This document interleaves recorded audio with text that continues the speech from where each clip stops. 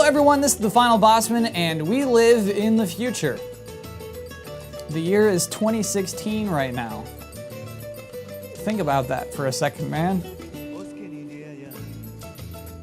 It's 2016. Was man meant to live this long?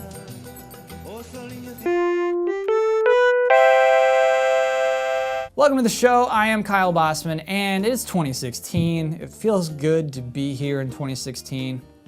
We're live. And one of the things that always happens at the beginning of the year, we're all full of hope. We're all making our most anticipated lists, talking about all the games. Oh, Final Fantasy 15, I can't wait. Zelda, I can't wait. There are a lot of games that don't make it to those lists, and I kind of feel for them. And so today, I want to lend out a hand. I want to help. And so it's time for me to help out the games that aren't going to be anticipated, that aren't going to get on those lists. It's time for Dear Kyle.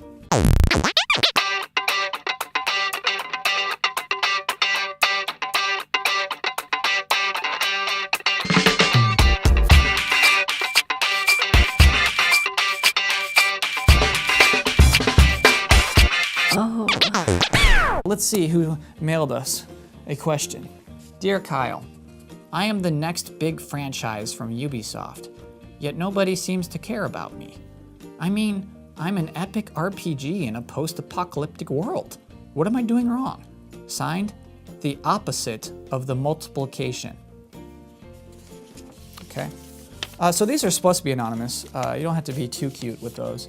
To you, I would say, to make people excited, you know what you need to do? If you're an RPG, just be proud you're an RPG. RPGs sell. Look at Fallout 4. Just a big old RPG and it sells like hotcakes.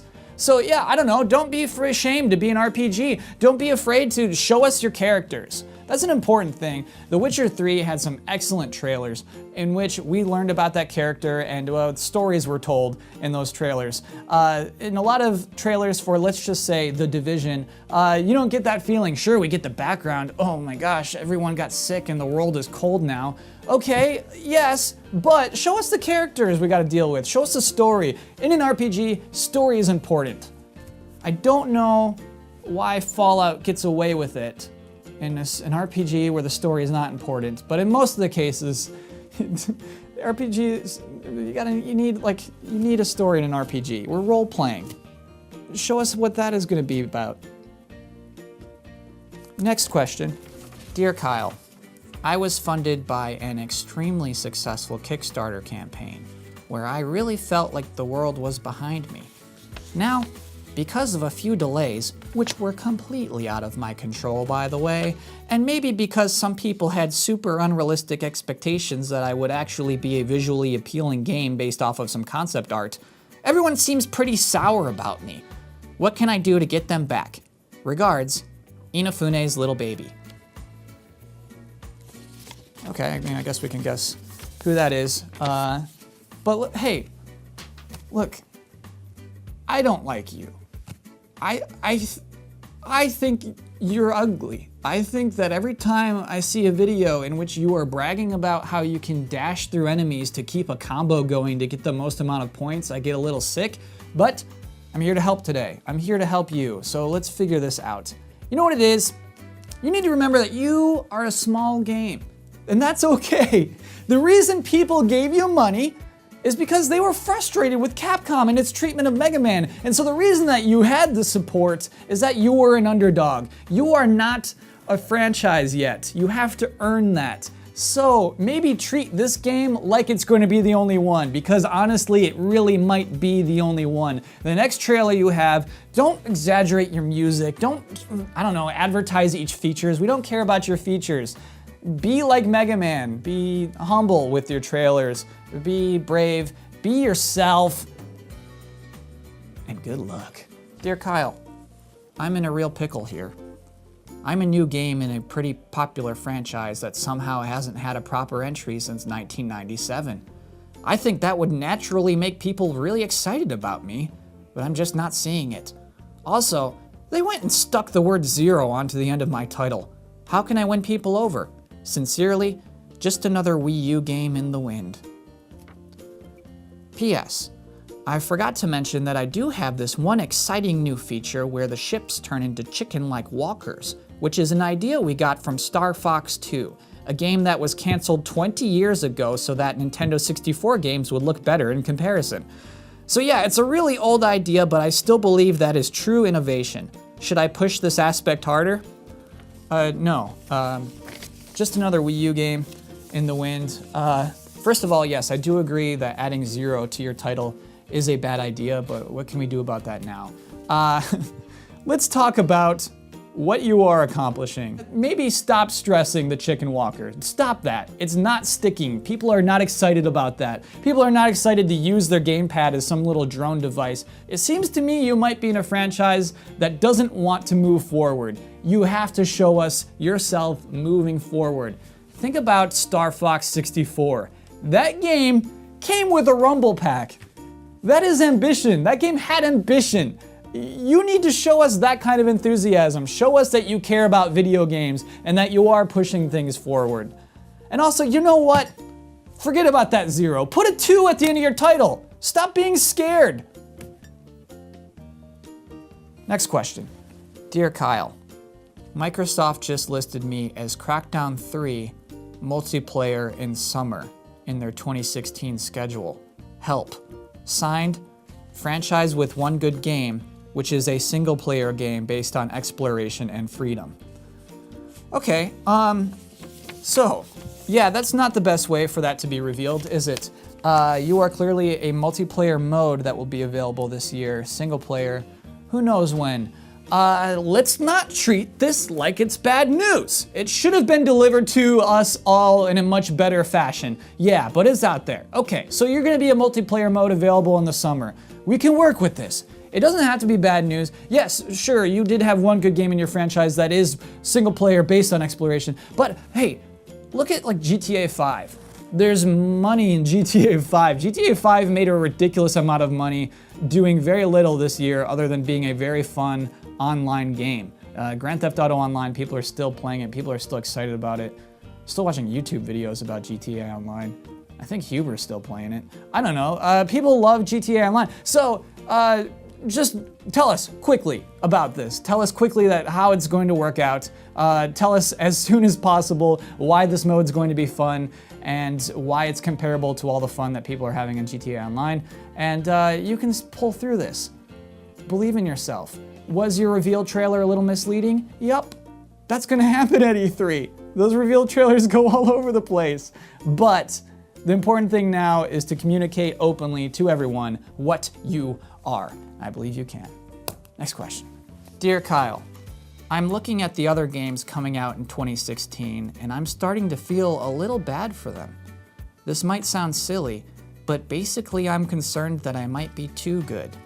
Yours truly, Riptide GP Renegade. All right, Riptide GP. I should have known you would sneak in there. Look, buddy, yeah, you put out a trailer, you look great. I'm very excited about all of these things I see. There's a screenshot, there's a whale in there. I can't wait to play your game. Yes, okay, but you did it. That's all you needed to do. A lot of games that have big budgets and are highly anticipated just love to just throw out too many trailers. And I think you can just hit the brakes. You don't have to do that. I think maybe I gave everyone the false impression throughout this episode that all of us, everybody out there, needs to be tweeting and Instagramming about your game every single day for 2 years. No. Let's again look at Fallout 4's success. Announced at E3, released months later, financial success. And I realize not every game has that name recognition of a Fallout 4 or a Riptide GP, but I think there's still a lesson to be learned there. And not every game can afford it. I realize that. A lot of games are announced to sell consoles as opposed to announced to sell themselves, which is another whole ridiculous thing. But if you can afford it, if you can just put out 1 or 2 trailers before your game's release, it can make it more exciting if they're good trailers. And I hope we've talked about some, don't put weird guys in masks in your trailers. That's if we've learned anything today, it's stop putting guys with masks in your trailers. We don't want to fight those. I don't want to play a game where those guys are in it. Just don't do that. That's all the advice I have for today. If you are on Twitter, I'm at Kyle Bosman. I'll be back here next Wednesday. Hope to see you then. Thanks for watching.